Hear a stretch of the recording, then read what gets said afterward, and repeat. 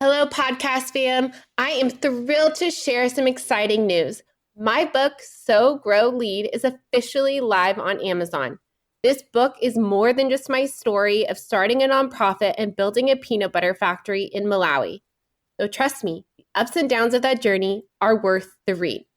It's also packed with practical strategies to help nonprofit leaders like you tackle challenges with clarity, courage, and a whole lot of heart. If you've ever wondered how to turn your vision into reality, navigate the inevitable hurdles, and build something meaningful, whether in your organization or in your own life, this book is for you. I'd be so grateful for your support in spreading the word. Grab your copy of So Grow Lead in the show notes and on Amazon today. Let's keep sowing seeds of impact together.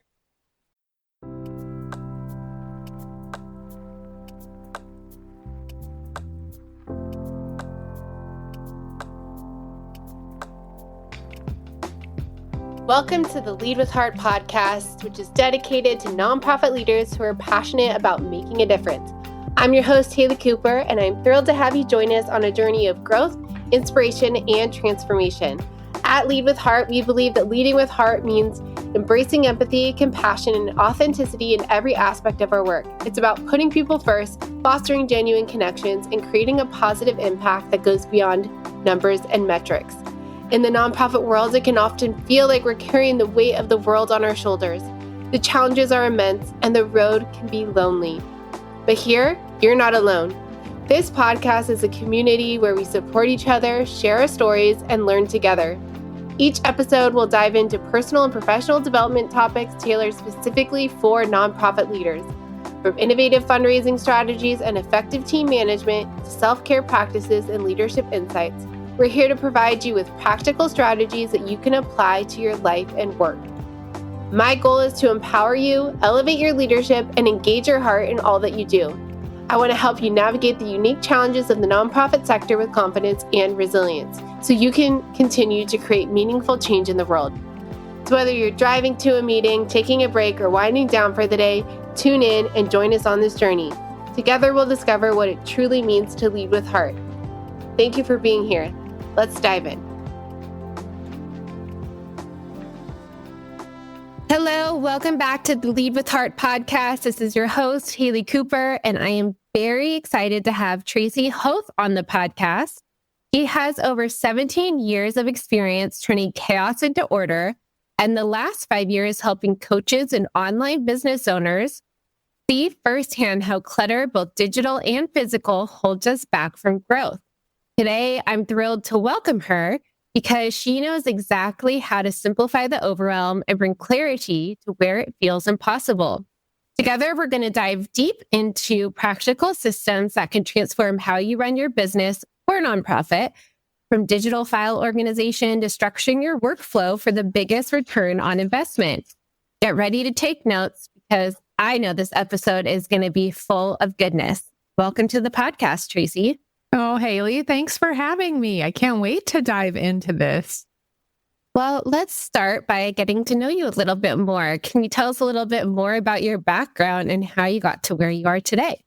Yes, I stayed home with my 4 kids. And when my youngest was going to preschool, I decided I want to help people get organized. And it was something flexible I could do. So I went into people's homes and offices and helped them get organized. I started speaking on the topic of organization and productivity, and then eventually knew after being in so many houses, it's a very physical job helping people pull down bins and go through stuff and sitting there with paper. And so I knew I wanted to transition, and I got life coach certified in 2018 and realized the whole mindset side of it that I don't think I had really thought of before. It was all about taking action. Now it was all about combining the practical how-tos of organizing with the mindset part and what you believe about yourself and what you think is possible or impossible. And so I have just had the greatest joy helping people get organized online, like just coaching them online. And then as I grew my own business and realized this is challenging to keep digital files organized, it's challenging to find what you need when you need it. I said, I need to put my own steps into practice and be working on that in my own business. And once I figured that out and developed some really simple ways of doing that, I was like, I'm helping other business owners do the exact same thing because it can be overwhelming and it can keep you from fulfilling your calling because you feel so disorganized. Yeah. And I feel like that always comes, like the digital organization or organization in general comes at the moment that you're ready for growth or to hire someone. And it's, oh crap, now you have to write all of this stuff down and remember where you kept stuff and put it in order so that the next person can come in and just pick up where you left off. And so I would love to start though with the mindset because you talk a lot about that on this podcast. What are some of the limiting beliefs that you have found when it comes to organization? Well, from the personal, what you think about yourself, I'm a messy person. I have ADHD. I can't do it that way. I've always been like this. And then to the practical things, I don't have time. I don't know where to start. Those kinds of things. So those are probably the biggest ones. How you view yourself, and then the time factor, of course, comes into it. I don't have time to do this. Yeah, and are those thoughts that stem from childhood, or how do those thoughts come into play and influence our ability to take action?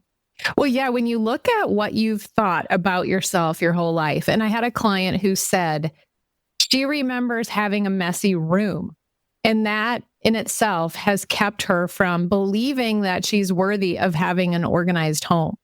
And so once she realized that thought was there and that she's had it her whole life, she decided, I'm going to challenge that. Like, I'm going to untangle that. What is it? Why am I even believing that? Because it's not true. She could find so much evidence in other areas of her life that she was organized. Like she would look at how she planned vacation, super organized, how she worked at her job, and she was very organized. So why in her home was it not organized? Same thing with, your digital spaces. Maybe you've always been a paper person. And so you think that paper is the only way. Well, I don't know. Maybe you're disorganized in paper too, but you think it's too hard for you to be organized digitally. So all those different things, they do come up in exploring. It's not necessarily as important to remember or spend a lot of time finding out where they came from, but deciding and questioning them now and saying, am I really going to believe this? Is this really going to keep me stuck? And what else could also be true? Yeah, I love that. And I love that your client was able to find the evidence of areas where she was organized. And so it wasn't all or nothing. It was, oh, I actually am an organized person and now I can apply it over here. And I think that's where you start to change those beliefs, which influence your thoughts, which influence your emotions, which influence your behavior, your action. And so it's all linked together. That's one of the things in my program that I like how it's set up, because we look at the mindset. So we notice, and a good question to ask is like, why aren't you organized right now? Without judgment, but just to see what your brain offers that comes up first. But then in that, the next step, we're going to start doing some practical stuff that is going to then, you're going to see the evidence. You have the evidence that you're forming in order to support the new belief that you want to think. Like, it's totally possible for me. I'm moving toward organization. I am someone who puts their files away when they use them or download them on their computer or whatever. So you have developed you teach a 5-step process that can be applied to organizing everything and anything. Can you walk us through those steps and how leaders can use them to reduce overwhelm?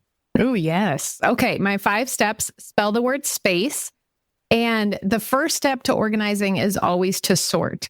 Often we think that you need to make decisions. And then when decisions are hard, you just stop. And so even thinking about it with your closet, you walk in, this is my thing. When I walk in, I'm like, well, I need to get rid of some stuff.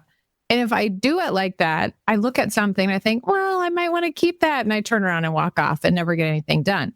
But if I took all the white clothes out of my closet and looked at them, or all the jeans out of my closet and looked at them, and then started making a decision because I've sorted first, it becomes so much easier. So the first step is to just sort like items with like items. The second step then is to go back through each pile, each category, and purge. And that's when you start making decisions, because now you see everything you have in that category and decisions are easier to be made. And I always like to just start by choosing your favorites and pick your favorites out of there, because then you see what you're using, what you love, what things you want to keep initially, and then you can move on to things that might be harder to make decisions on, and you can follow other questions in that step. Once you have what you're going to keep, the next step is to assign homes. So sort, purge, assign homes. This is a puzzle part of it. Like, you may test certain areas. You want things that you use often to be acceptable. You might want to use zones, like have a reading zone or a baking zone, or on your desk, you might have a daily zone, or in your bathroom. It's fun to figure that puzzle out of assigning homes. And then the next step, the fourth step, is to contain.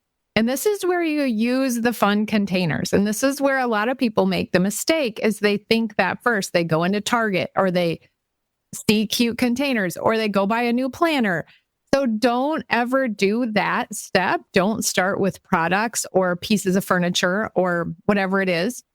Always go through the steps first. Now you know what you're going to keep. You know where it's going to live.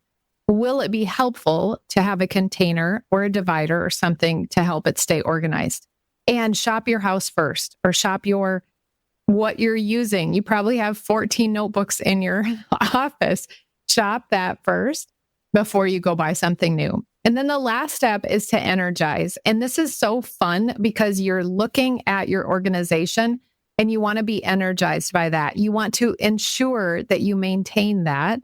So this is more the habit step. What am I going to put in place that's going to help me maintain this so I am energized by my organization? And I always say, tie it to something you already do. Maintenance can be tied to something you do. So if you do your taxes every year, clean out your paperwork at that time. If your kids start school, clean out your closet right before you go school clothes shopping, or whatever it is like that. If it's your desktop on your computer, every Friday before you close your computer, clean that desktop off, or something like that. Just tie it to something you do.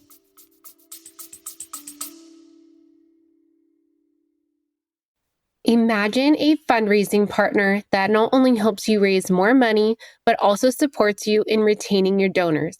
A partner that helps you raise funds both online and on location, so you can grow your impact faster. That's DonorBox, a comprehensive suite of tools, services, and resources that give fundraisers just like you a custom solution to tackle your unique challenges, helping you achieve the growth and sustainability your organization needs, helping you help others. Visit donorbox.org to learn more. So, knowing from personal experience, there are people in life who have a really hard time of letting go. Yeah. Like, my husband had Beanie Babies when we got married, and he thought they were going to make money. We still have the Princess Diana Beanie Baby, but I remember going through his mom's closet or his mom's garage when we got married, a bunch of his stuff, and it was really hard for him to let go.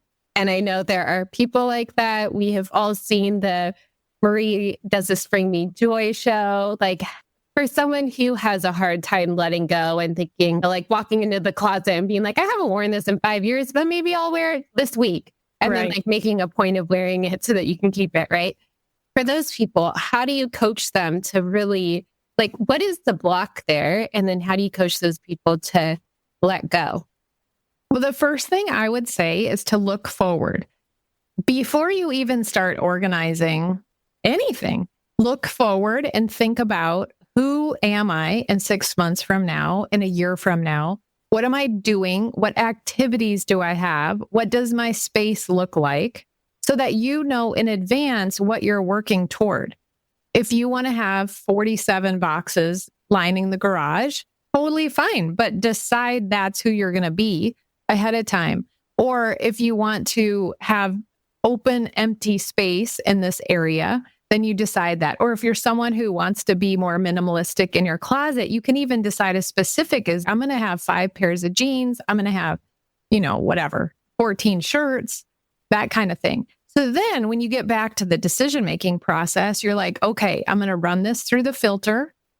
This is who I'm becoming. This is what fits into that person's lifestyle. This is what fits into my vision for my future self. And so that makes you able to make decisions. Now, there's some other things you can look at and questions you can ask just to see why it's hard.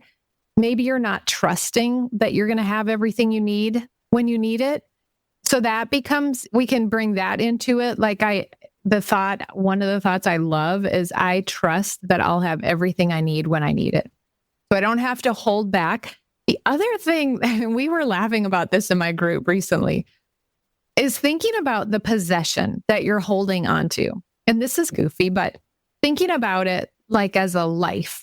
And this little thing is stuck in a tub, like a Beanie Baby, I think of them, stuck in these tubs in your closet for 20 years, where it could have been on an adventure. And it could be out like exploring the world and getting passed around to people and they're enjoying them. And little kids could be walking into wherever you donate them to and be playing with these items and they could have a fun life. Or you could be generous and abundant in that you give that away. So it's finding with each person what their thought is that's keeping them and then helping them just explore some new options to see, is this helpful? How do you react when you think of it like that? Is it exciting? And also finding a cause is often helpful for people that have a hard time getting rid of stuff. Finding somewhere they can give it to that's beneficial to their personal cause that they have. A lot of people have the view like it's wasteful to get rid of something. So we had a conversation recently in my Organized Life Academy where for that person that thought that, she was creating like a dump in her house. Like it was literally a wasteland of stuff that was wasteful for her to get rid of. So she was making her house be a landfill. So for her mind to explore, it is wasteful for me not to get rid of that. I am wasting my life. I can't have people into my home. I am not allowing the stuff to leave. And I'm making now, this is my life. And that is wasteful of my life. So turning it around and exploring what the other option would look like. So those are some examples. Yeah. And I think when you're talking about the mindset of, I trust that I'll have enough, when you are generous, that always is true. When we give, we get it back, or we get more back. And it's not necessarily like financial or material, but it does. My friend Jen Klein wrote a book about generosity as a boomerang. It always comes back to you. And so I think that's a really good point. And can you talk to us a little bit more about your academy? What is it? What does it include? And how do you walk your clients become more organized? Yes, I have 2 sides of my business. One of them helps homeowners organize and declutter their life. And it's mostly 50-plus-year-old women that are at the stage where they're downsizing and they're not wanting to leave a mess to their kids. And so we have monthly topics in there. We have coaching calls where we coach their mindset. We have declutter calendars where they're really looking at a specific area that I give them and they're following the declutter calendar. So and we have expert guests in there. It's super fun to hear from different people on different things that we're talking about. And then the other side of my business helps business owners like coaches and online entrepreneurs organize their business. So we look at their digital files. We look at how their bookmarks bar is set up, how they're finding things on their computer, what their mindset is, and how they're organizing their time and their processes. So it's those 2 sides that so one's Organized Life Academy and one's Organized Coach Academy. Oh, I love that. And okay, so when it comes to digital files, like Yeah. what is the timeline? Because I have worked with organizations where they have a whole file folder of, I'm in nonprofits, of grants that were handwritten in like the 80s. And they are still there. And it was like 2018. And they had kept them for that long. And none of them had really been transferred to digital. So they would have a digital and a printed copy. Also, you need that for auditing purposes. But what is like the timeline on keeping a digital file? It varies so much. But in the case of a nonprofit, I think it's more challenging because you have people that come in oftentimes for shorter time periods, and the stuff from the past, then they don't want to make the decision. And so I think it does take a time where the leadership sits down and makes decisions about things that are really old and do they need them. Now, I'm not sure the legality of what needs to be kept from that time period, but it could be easily found out.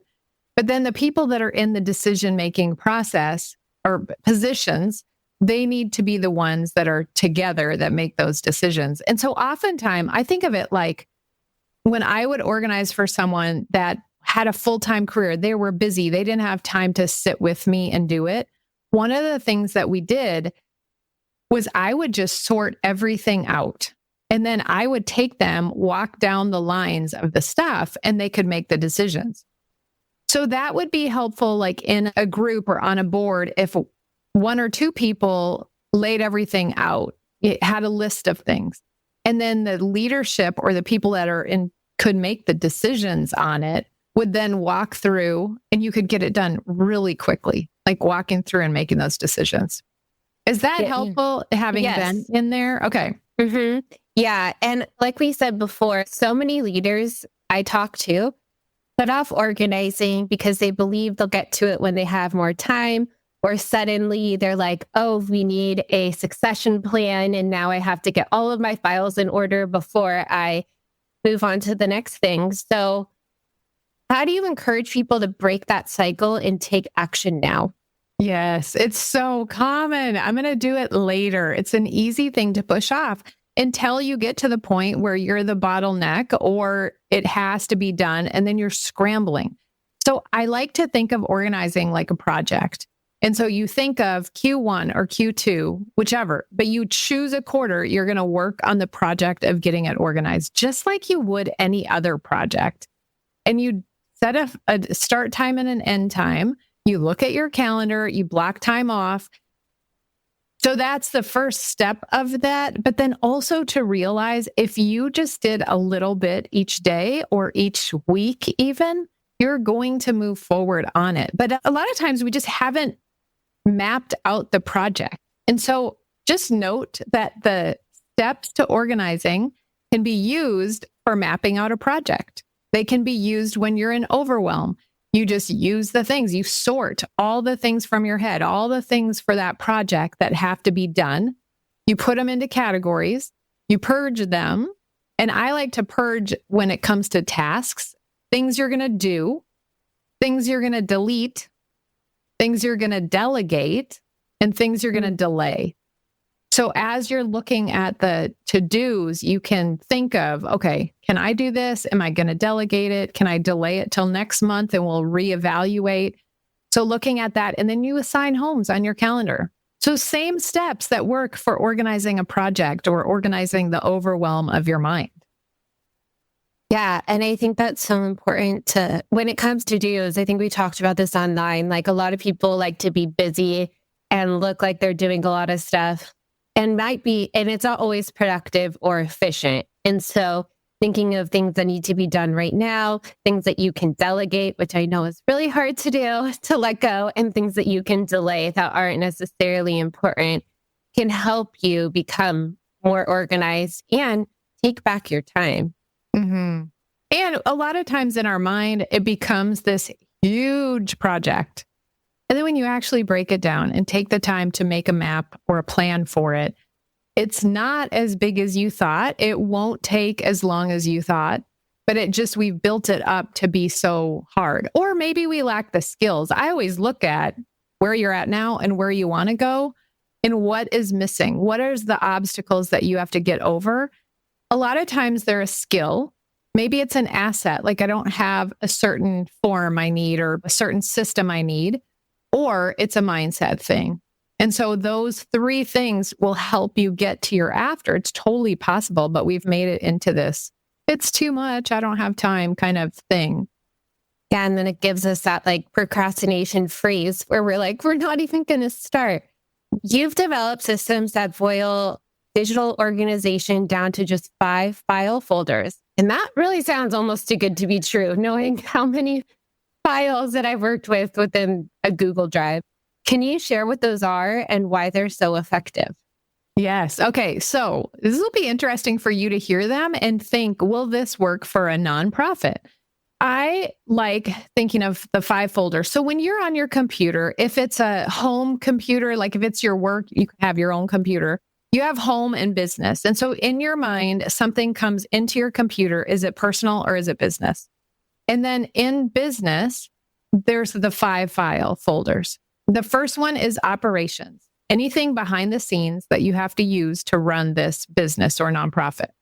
The second one is marketing, anything outward facing. The third one is my content, anything I've created, the organization has created, like all your programs or whatever you've created. The fourth one is education. So anything someone else has created, that could be certifications or freebies that you've downloaded or courses or whatever. And then the last one is clients, who your clients are.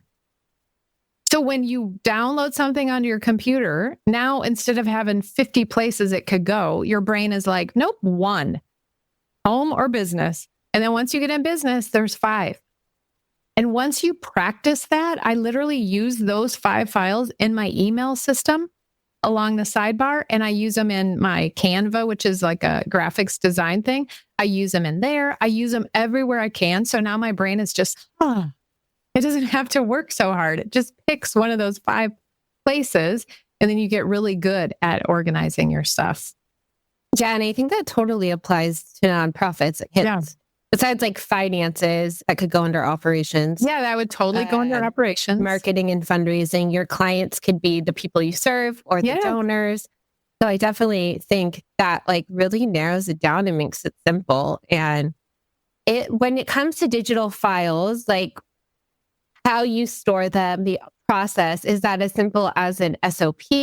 Or how do people like begin to organize and then allow someone, if they were ever to walk into the organization, pick it up?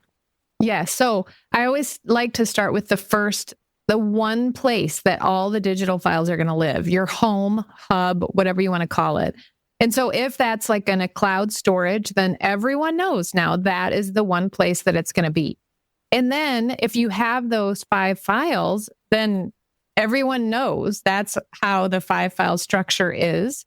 And then within that, you keep the categories very broad and like money, when you said finances, and you can rename any of those to work with your organization or the way you think. But once those are set, then everyone in the organization has that. And for sure, make an SOP for it, just so that, and keep it simple, but file comes in, it goes to this hub. It goes to one of these 5 places, a short description of each of those. Here's our file naming convention so that we name the files in a certain way, labeled a certain way, and then they get put in their file home.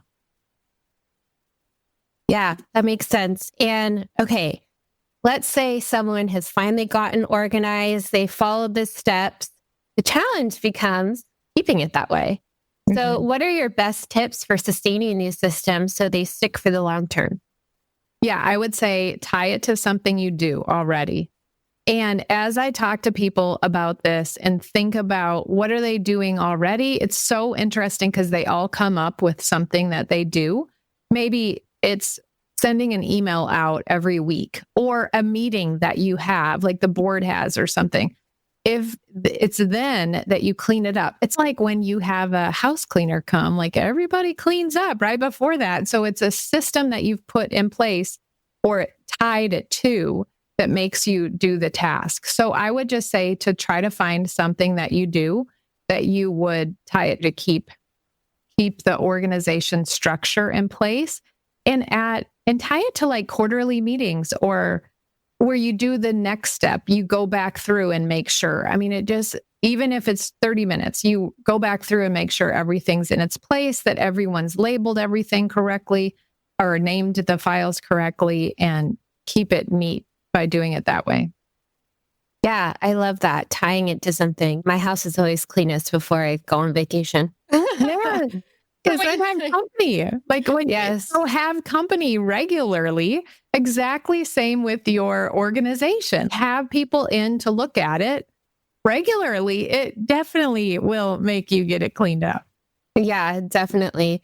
You are the host of the Organized Coach podcast. Could you talk a little bit more about the conversations that you have and your vision behind the podcast? Yes, I started the podcast just to get practical knowledge out there on how to be organized. Because I think a lot of people struggle with being organized, and it's something they kind of hide behind because they're ashamed of it, or they think nobody else is organized because everybody on the outside looks like they have it together. And then when behind the scenes, lots of people are struggling with disorganization and kind of flying by the seat of their pants and just trying to keep ahead of the fire that's chasing behind them.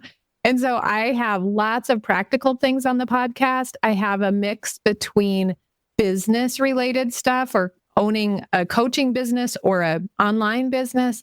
And then I also have a lot of home stuff. So personal stuff and mindset stuff, anything related to organization and that I think would be helpful. I have guests that talk about different parts of that and how growing a business and looking at why you're holding on to things, just all sorts of different topics that I think are helpful for people to hear.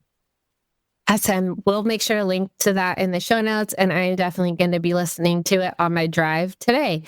So if someone's listening and they've gotten to the end of this podcast, do you have any lasting advice for like one step that they could take today to feel more organized? Yes. First, be encouraged. Organization is a skill. It's not something that you either have or don't. It's just a skill, and you're going to practice it and know it. Second thing I would say is use the space. Use sort, purge, assign homes, contain, and then energize. Just use those 5 steps. I have a declutter challenge, a 15-minute declutter challenge that's brand new. I'm super excited about it. So they can get that at simplysquaredaway.com/declutter.